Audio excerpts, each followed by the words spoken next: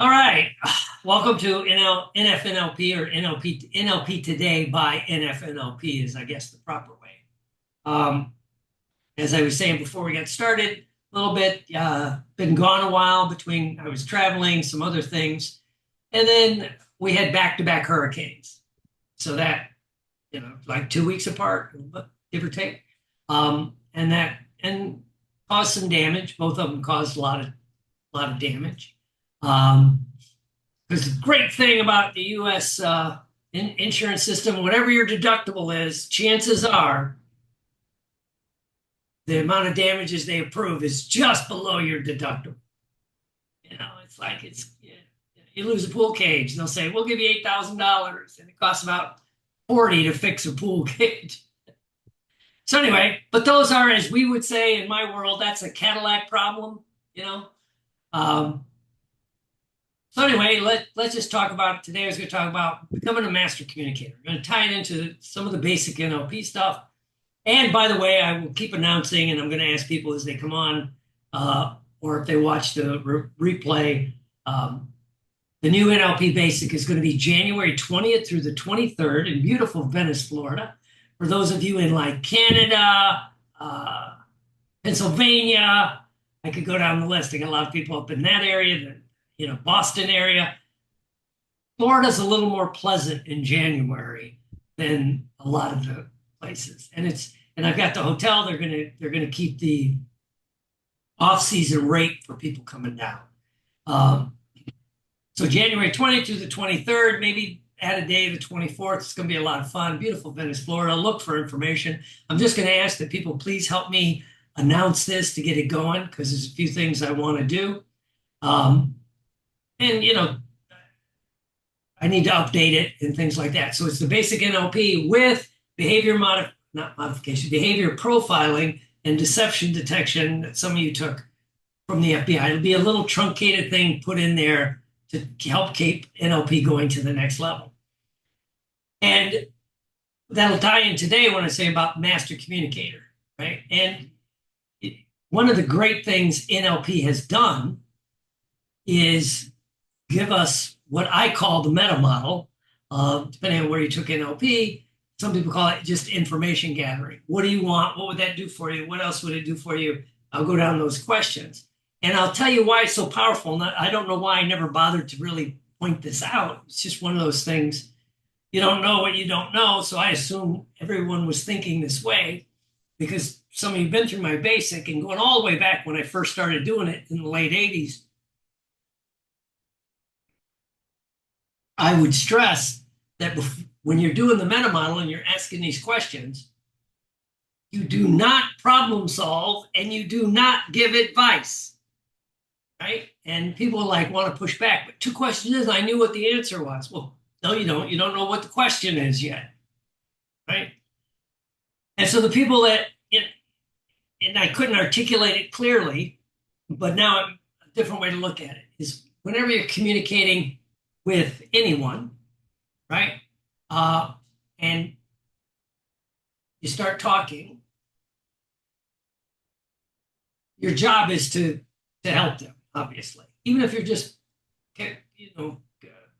practicing, because we've lost the art of communication. Right? With all the information in our hands, on our hands, and depending what you do, but people in general, when I went through the FBI Academy, the hostage negotiation course, more than the profiling one, they talked about a lot of professions are not good listeners. They're good problem solvers. Right? That's just the way, it's like a police officer. They're not going to ask a lot of questions. They're there to solve a problem, move on. Medical doctors, their training when they're going through residency, right? They have 3 to 5 minutes to ask the questions, do a diagnosis, and get to the next room. We can say whether that's right or wrong. It's just that's so we become problem solvers. Teachers are notorious problem solvers, right? Even Dr. A there, as an agent, it's probably I heard him say once he has to pull back and actually listen to what the actor or the casting director is saying. Because you want to jump in, oh, I got the perfect client for you, Dr. Will, he fits your profession, da da da da da. And they're like, well, you didn't. Then they see my picture and they go, I wanted a black guy for the role, or I wanted a Latino. It's just Albert can tell you that's just the way the business works, right? And can't take that personal. But so you got to ask the question. So when I teach the meta model, what do you want? I'll go through the list. What do you want? What would that do for you? How will you know when you have it? How else, what else will you know? What do you want? What would that do for you? What else would it do for you?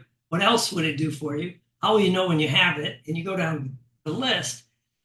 Again, if you don't drop into problem solve, you're listening. And the reason this is so important, when people communicate, when you start talking to people, there are basically three things people want to do when they communicate. Right? Number one, they want to be heard. This is especially true for adults, right? They're working through their problems. They just want to be heard. Let me explain this to you.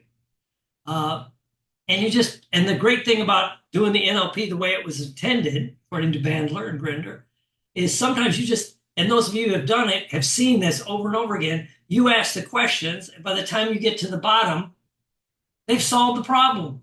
They've got their trajectory planted, right? It pulls them out of whatever, hot model loop they're in their head, right? So they solve their own problem, which the great thing about that is you're still going to get the credit. Thanks for listening. You helped me solve this problem. You're like, all I did was ask questions. I didn't, and that's what most of us want, especially as adults, right? Sometimes we just want, so we want to be heard. Sometimes we want a hug. It may not be appropriate to do a physical hug, but an emotional hug, an empathetic hug. I understand. That must be terrible. I mean, we can't discard that, right? So they want to be heard, or, excuse me, they want, the only way to describe it, the guy that came up with it is heard, hug, right? And that's very powerful. And just by doing the NLP meta model, you're hearing them, and you're giving some emotional support by asking more questions about the problem, not trying to solve it, not trying to solve it. Because the last thing people want when they communicate is help, right? What do you think I should do? What do but many people really, the problem is, and we see this a lot, and I'll tell my story, I tell this a lot, is I was at a big conference, the Guild, right? And standing there talking to somebody, and by the elevators, right? And the guy walks up to another guy who I knew, right? And the guy had, let's say, put on a couple pounds, was eating healthy in the last year. So he's a little bigger than the year before.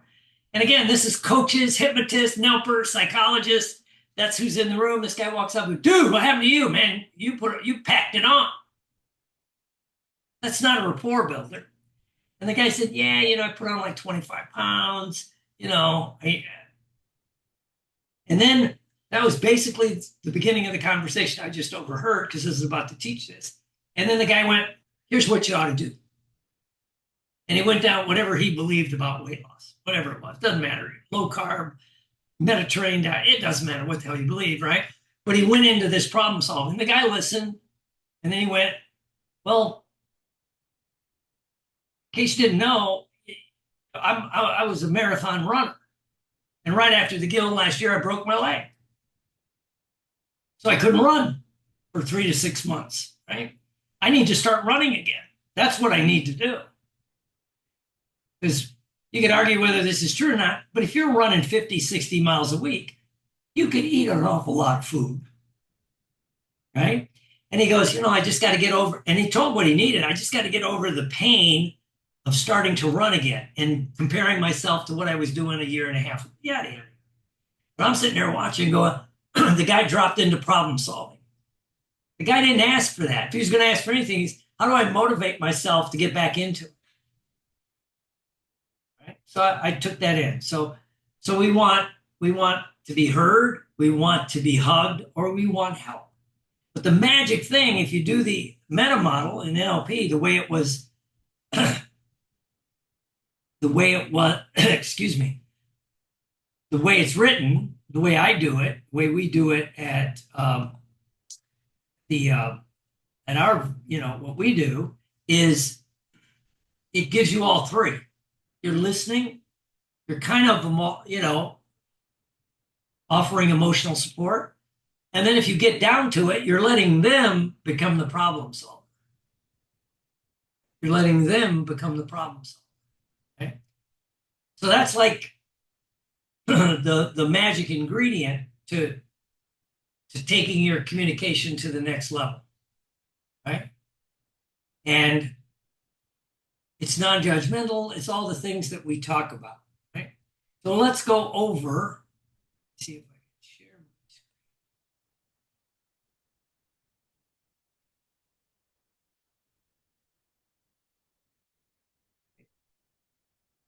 This is it. Everybody see it? Yay! All right, this is the classic meta model, kind of revised for the basic level. I do a little bit different at the more advanced levels. But if you start with, you could even, I do this lately at the center when I'm consulting at that rehab. Somebody starts talking, I go, "What do you want to be, heard, helped, or hugged?" And they go, "I just want to be heard." They mainly want to bitch to me about the center, which, I'm a consultant. All right, they can bitch to me. I got no horse in that race, right? And I just let them vent, and unfortunately, I do see some of the other people, the techs and therapists, trying to drop into problem solving. Right? So anyway, this is the the way I do it. Is sometimes I'll ask at the beginning,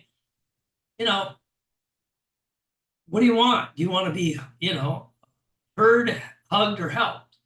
Right? Now, again, if you're doing this for like John or Albert or Melissa or even Michelle, when you're doing it therapeutically, you can assume they want help at some level, right? But you don't want to jump to the end before you get to the beginning, right? So you just start with, what do you want? Okay. What would that do for you? I usually repeat that 3 times. What else would it do for you? I'm going to add a question, make it more advanced for people, right? What else would it do for you? So if somebody says they want to lose weight, well, give me more energy. It'll give me more self-esteem. I'll feel better. I'll be healthier, improve my whatever. If you're in a medical test, it would improve my medical test, whatever it is, right? So what you heard what they said they wanted, but then you find out there's other things within that, right? So again, if you get that person lose weight, so their scale changes, but they don't feel any better, they don't have any more energy, and their medical tests don't change, even though the scale moved, they may not feel successful.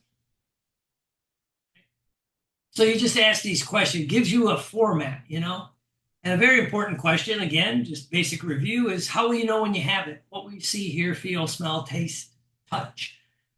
What's your evidence that you're getting this goal?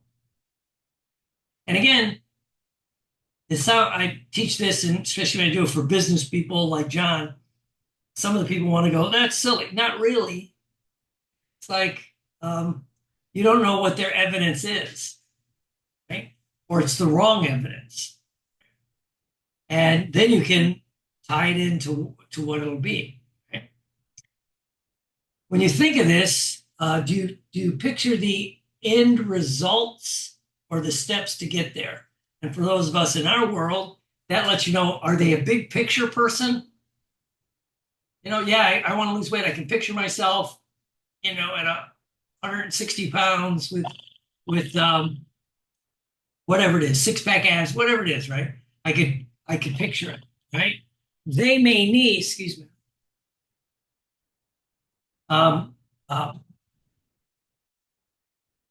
So they're stuck in the big picture. They're not thinking about, well, you know what, to get that way, let's say they weigh 180 pounds. Well, they're going to have to change their eating. They're going to have to change probably their metabolism by exercising. There's steps to get there. Well, it's hard to jump to the picture without doing the steps. So people get stuck in the big picture, especially people in our world of coaching and NLP. Now, on the other side, most people get stuck in the steps to get there. They get lost in the details. I don't know what kind of diet to thing. I've read Atkins, I've read the Zone, I've read the Mediterranean, I've that, and then people get stuck in the steps. They don't have a big picture. There's no compelling picture to get them where they want to be, right? So you ask this brings it into big picture steps, and sometimes you just got to break them down, right? Does it seem like you seem to be moving toward it or away from not having it? I don't like, but doctor's telling me I'm overweight, I'm pre-diabetic. Well, they're moving away from the pain, as opposed to someone who will say, I just want to, I'm compelled to be, fit at 50, sexy at 60, whatever it happens to be, right? And that's fine. So now, do they move toward or away from? And a question I always like to throw in there, is it internal? When you think about doing this, is it because it'll make you feel good, or do you want external evidence? Again, when I teach this stuff to our groups, the coaches and therapists, and sometimes business people, they're internally motivated. Okay? But the general public is more externally motivated. Right? So you just need to know which one. You always ask, how will this affect other people in your life? If you quit drinking, that happens a lot, and your significant other or your partner likes to party, that may be a challenge. So that could stop you, right? I'm going to have to eat different. I know Michelle works a lot with weight loss too. It's like these people go, but I like food. So do skinny people. The difference is skinny people don't plan tomorrow's dinner at breakfast today. I heard one person think about it, So how will this affect other people in your life? That used to come up a lot going back to just date myself back in the 80s and 90s when I do a lot more stop smoking seminars, Again, their family members or their friends smoked. So if they're going to quit, it might stress those relationships. What stops you from having this already? And if you ask, where in your body do you feel this block? Maybe it's your heart, maybe it's here. You're just asking questions. Again, the great thing about being asked these questions is it pulls you out of the thinking into more. In the HOT model, it pulls you out of the problem into how do you solve the problem? How are you thinking about the problem? And nobody ever asks, where do you feel that anger? Where do you feel that thing? Right? What resources do you already have? Most of us have a lot of resources. We don't use them, but we have a lot of resources. Plus, if you have one of these, you've got literally the world's library in your hand. With more information at our fingertips, you could take that good or bad than any history, all the other generations before us, right? Many of us here on the call remember you'd have to go to the library and actually look something up in the what was that called? The little cards. In the archives. The archives of anyway. Yeah. So what resources do you have? What do you need? And people will answer their own question. Okay. And here's the advanced question I would ask.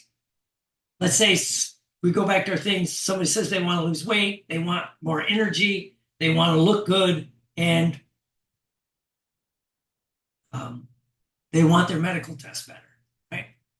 So you got to the bottom, and then I say, when you think about those things, that you want to look good, that you want to feel better, and you want your medical test better. With the weight loss, is there other things that can help you get those three things? Right? And that's where, people might say things like, well, if I worked out, even if my weight didn't change, I'd probably be healthier. or whatever it is, business people sometimes run into this with, and I'll use the bad example is on business, on the marketing side, you know, what do you want to make money for? I want to make more money. And they go down this list, right? It's usually, I always think of the internet guys. You don't see it as much as you used to. It's always some young guy standing in front of a Ferrari, right? That he probably rented in front of $1 million house where John is, Southern California, that he's probably just standing out in the driveway, and, so that's, but a lot of people, they want more money, not for that stuff, right? Maybe they want freedom. They don't want to work a 9 to 5, which is, we all know, is really 8 to 6 at least, right? So, that they want freedom, right? Either time freedom, emotional freedom, whatever it happens to be. Maybe they just want this to help others. So whatever it happens to be. So that's the meta model, and I'll post this when I post the recording on the NLP Today page. So just to remind you, and I'll close with, and then we'll just talk, or then I'll do an exercise real quick. I forget how powerful this is. Then one day I was right after the hurricane, I went back to doing some stuff at that rehab, alcohol and drug rehab, because some of their staff couldn't get to work because their houses got destroyed. So I showed up and I'm like, God, what am I going to do today? So I just walked the group through this. What do you really want out of life? And then since it was an alcohol and drug rehab, I'd say, and do you think that being sober will help you get there? And of course, a couple of people went, nah, that really wouldn't have anything to do. Why are you here? Why are you in alcohol? No, would you just wake up and go, I'm going to drug rehab? I don't think people wake up and do that, right? So anyway, but I just walked them through the question. Okay, sobriety. What else do you want out of life? What do you want? Then it's to get my kids back, to get the family back, to get my job back, to feel better. What else would it do for you? Oh, I'll get my self-esteem back because I do terrible things when I'm drinking or drugging. So I just walked them through the group, right? And I think I had 20 people in the room. I forgot how powerful it is. And every once in a while, I said, well, what do you think? And I'm like, no, you got to, honestly, this is a problem you got to solve.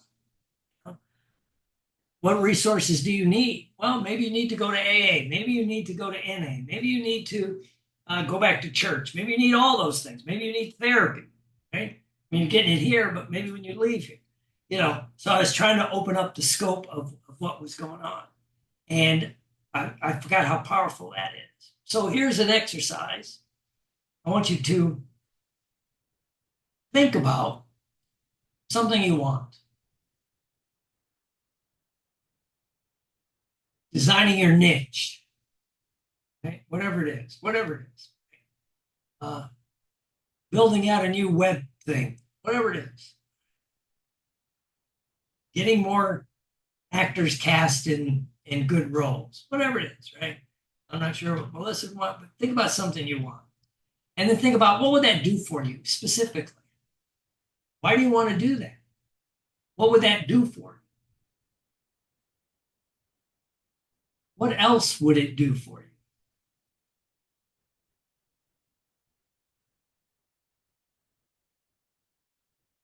Is there anything else it would do for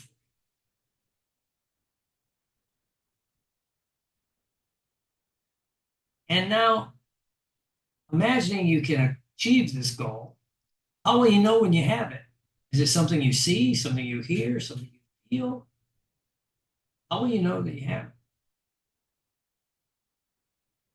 Now, when you think about this goal, maybe what's stopping you, but when you think about the goal, is the first thing in your mind all the steps and work it'll take to get there?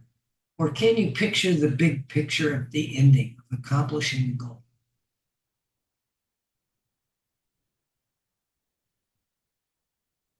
Then think about, does it seem like you're moving toward this goal or away from the pain of not having it?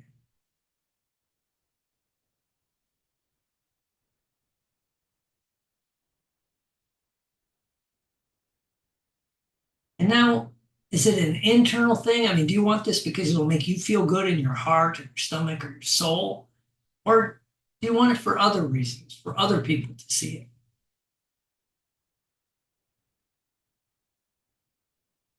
And now, as you think about the goal, once you accomplish it, how will this affect other people in your life? Friends, family members. It may or may not, but if, as Virginia Satir said, when you change one part of the system, the entire system changes. Right? So it could affect certain things. Maybe some people will choose not to be in your life after this. Maybe new people will come in. What's what stops you from getting this goal? And if there's a block, where in your body do you feel it? Your stomach, your chest, your gut, way down in your bowels, heart, your brain? Where do you feel this block? And what is this block trying to tell you?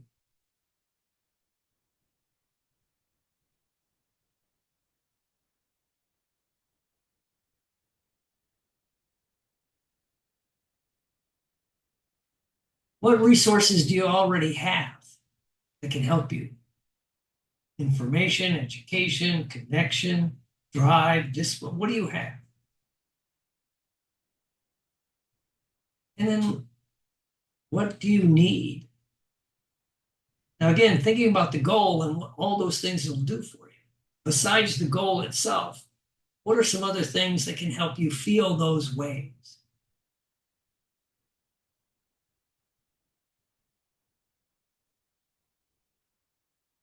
And then what's the first step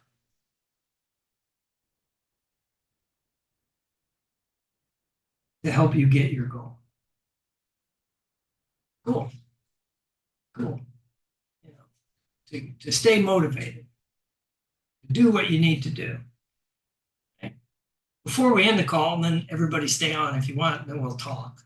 Um, Sometimes, you know, it's reframing a lot of this stuff in your head. A couple weeks ago, before the hurricane, right, I was in London working on a film, and which is fun. London's rather cold for a Florida boy, right? Especially this time of year, and it was rainy. But I mean, all this stuff kicks around in your head. You know, what do I want? How will I know what I have it? Well, that's one of the things I always wanted was to do this, play this type of role in a film. And my evidence was I was on set. There I was, right? And but how quickly your mind can take you in a sideways direction, right? It was cold. Well, to me, it was cold. It was probably in the 50s. It was drizzling, right? And I had to lay on this half concrete, half metal. But it was a balcony, right? For the scene they were shooting. So I had to lay there in the drizzle and the cold, which looked good with the rain and all that shit. Uh, with the other guy that I was playing a bad spy killer and I was training a new guy. So I'm training him, we're sitting there. So I had to lay there for the better part of 90 minutes, right? I could only stand up and move around a couple of times, right? Because you had to set the shot, right? Albert would know about that, right? So I had to do the camera from this angle, from this angle, from this angle, from this angle, and then the dead on one, right? Where I'm sitting there, and boy, I was starting to get pissy. My little panties were in a bunch, you know. And then all this stuff in my own head, you know, kicked around because I was talking to a guy there who's a personal coach and an actor. And so it was fresh in my mind, thank God. So before I said, I need a break, fuck you guys, I'm going to, you know, be a diva, I started thinking, John went like this. And I'm like, you know, this is exactly what I prayed for. You know, maybe in my mind I was picturing a Tahiti beach, you know, but it was what it was, right? So then it changed my attitude. It's like, okay, great. Be more careful what you pray for. You might get it, right? And again, going back to our meta model, that's kind of important, you know? I mean, John's seen it where business people want to make money, and they make money. They've lost their family, they've lost their health. You know, what's the old saying? You know, you can ruin your health making money, and then you'll spend all your money trying to get your health back, right? And so anyway, so it was like, watch what you pray for, and that, you know, do the meta model on yourself or have someone walk you through it, right?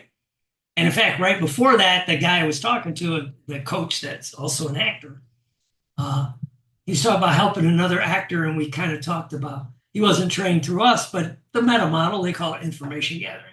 So we were talking a little bit about that, so it was in my mind. So that is, you know, when you talk to people, do they want to be heard? Do they want to be hugged emotionally or sometimes physically? You know, now that people have woken to they're over the COVID scare, right? Or do they want to be helped? Right? And the best help you can give them is help them solve their own problems, you know? And again, all those questions a lot of them come from Milton Erickson, and all he would do was ask those questions, then tell people, close your eyes, relax, tell them a story, or just repeat back what they said, then in a hypnotic state, and then say, open your eyes. And, you know, he's the demagogue of the hypnosis fast change world. So again, and January 20th through the 23rd is the basic NLP training with behavior profiling and deception detection, beautiful Venice, Florida. So if you have any questions, just reach out, direct message me wherever you're seeing this, or go to hortonpsychology.com.